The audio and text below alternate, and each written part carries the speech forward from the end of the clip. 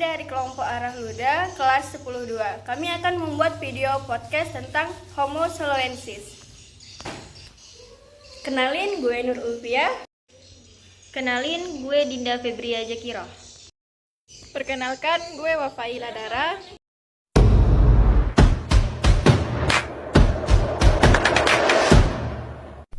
Hai guys, oke, kembali lagi di podcast kita kali ini. Saya Nur Ulfia sebagai host di podcast ini. Jadi kita bakal kedatangan bintang tamu yang bakal kita tanya-tanya nih buat podcast kali ini. Oke, kakaknya bisa masuk? A few moments later.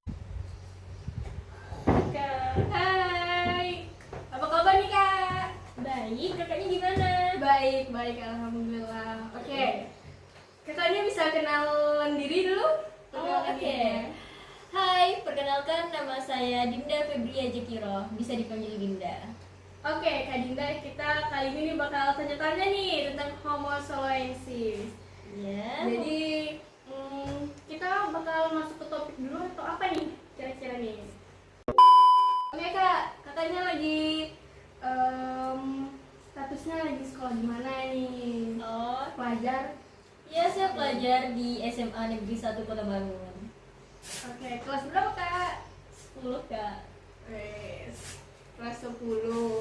Oke kak, jadi kita bakal masuk nih ke pembahasan kita. Saya akan tanya-tanya tentang seputaran Homo soloensis. Oke. Oke, jadi pertanyaan yang pertama, apa yang dimaksud dengan Homo soloensis?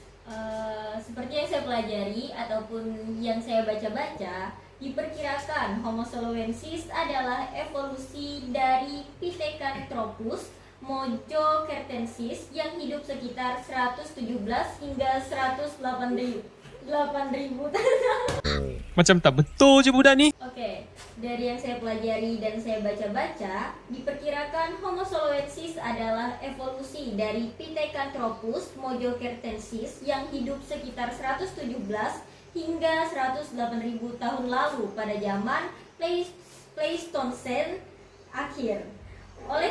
Oleh sebagian ahli, Homo soloensis digolongkan dengan Homo neanderthalensis yang merupakan manusia purba, jenis Homo sapiens dari Asia, Eropa, dan Afrika.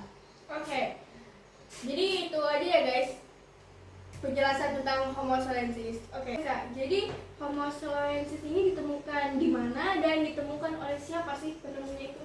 Homo soloensis ditemukan di Nyandong, tepi Bangawan, Solo, dan Sengiran serta Sambung Macan atau Sragen dari penggalian yang dilakukan oleh William Frederick Florus Oppenort. Oke kak, jadi apa saja sih yang ditemukan sama William Frederick itu?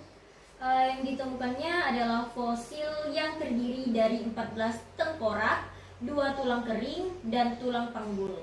Oke kak, jadi ciri-ciri Homo soloensis itu apa aja sih kak? Ciri-ciri Homo soloensis adalah volume otak cukup besar mulai dari 1,13 sampai 1,251 cc, tinggi badan berkisar antara 130 sampai 210 cm, berat badan antara 30 sampai 150 kg, bagian belakang tengkorak telah membulat dan tinggi, otot-otot pada bagian tengkuk mulai mengalami reduksi, alat pengunyah menyusut sehingga gigi dan tulang rahang mengecil sekecil wajah dan hidungnya lebar. Dahi dan mulut masih menonjol namun tidak seperti Pithecanthropus, diperkirakan bisa berjalan dan berdiri sempurna seperti manusia.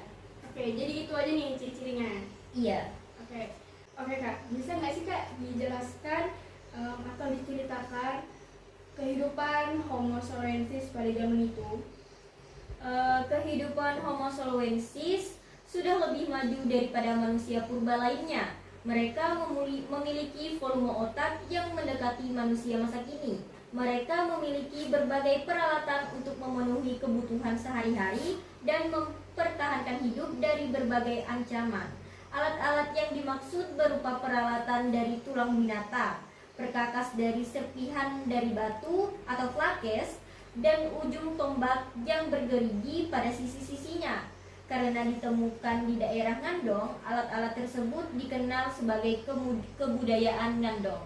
Oke kak, kalau boleh tanya nih, kira-kira kakak tahu seputaran tentang Homo sapiens ini dari mana sih kak? Tentunya dari Homo sapiens. Oke kak, jadi Homo sapiens ini ditemukan di mana dan ditemukan oleh siapa sih penemunya itu? Homo soloensis ditemukan di Ngandong, tepi Bangawan, Solo, dan Sengiran serta Sambung Macan atau Sragen dari penggalian yang dilakukan oleh William Frederick Florus Oppenort. Oke kak, jadi apa saja sih yang ditemukan sama William Frederick itu? Yang ditemukannya adalah fosil yang terdiri dari 14 tengkorak, 2 tulang kering, dan tulang panggul. Oke kak, jadi ciri-ciri Homo sapiens itu apa aja sih kak? Ciri-ciri Homo soloensis adalah volume otak cukup besar mulai dari 1,13 sampai 1,251 cc, tinggi badan berkisar antara 130 sampai 210 cm, berat badan antara 30 sampai 150 kg, bagian belakang tengkorak telah membulat dan tinggi, otot-otot pada bagian tengkuk mulai mengalami reduksi, alat pengunyah menyusut sehingga gigi dan tulang rahang mengecil sekecil wajah dan hidungnya lebar. Dahi dan mulut masih menonjol namun tidak seperti Pithecanthropus, diperkirakan bisa berjalan dan berdiri sempurna seperti manusia. Oke, jadi itu aja nih ciri-cirinya. Iya. Oke kak, bisa nggak sih kak dijelaskan atau diceritakan kehidupan Homo sapiens pada zaman itu? Kehidupan Homo sapiens sudah lebih maju daripada manusia purba lainnya. Mereka memiliki volume otak yang mendekati manusia masa kini. Mereka memiliki berbagai peralatan untuk memenuhi kebutuhan sehari-hari dan mempertahankan hidup dari berbagai ancaman. Alat-alat yang dimaksud berupa peralatan dari tulang binatang, perkakas dari serpihan dari batu atau flakes, dan ujung tombak yang bergerigi pada sisi-sisinya. Karena ditemukan di daerah Ngandong, alat-alat tersebut dikenal sebagai kebudayaan Ngandong. Oke kak, kalau boleh tanya nih, kira-kira kakak tahu seputaran tentang Homo sapiens ini dari mana sih kak?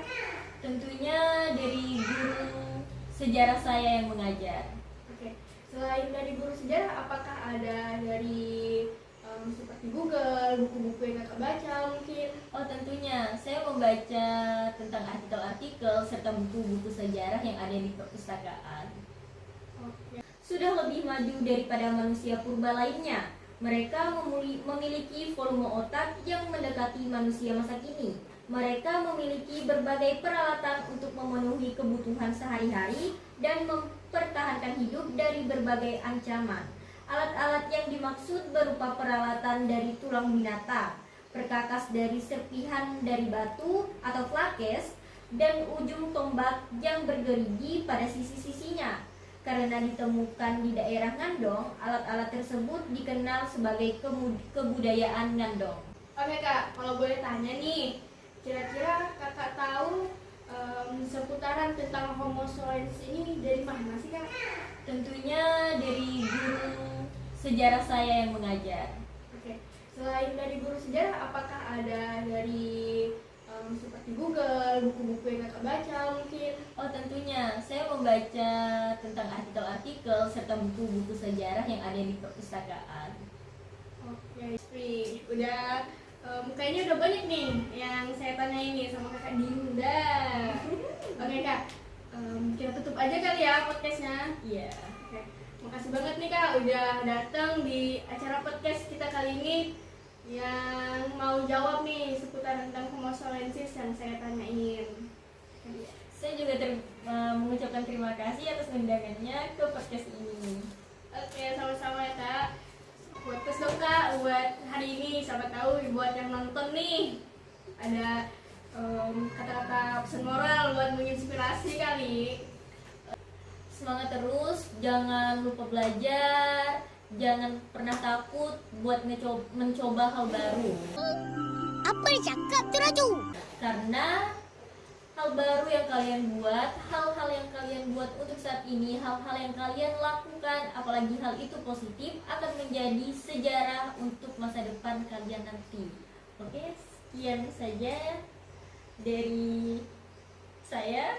Terima kasih. Buat kalian yang nonton video kali ini, dengerin tuh apa kata Kak Dinda.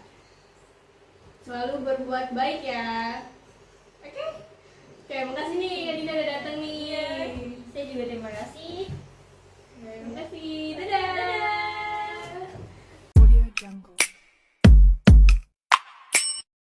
Wait a minute.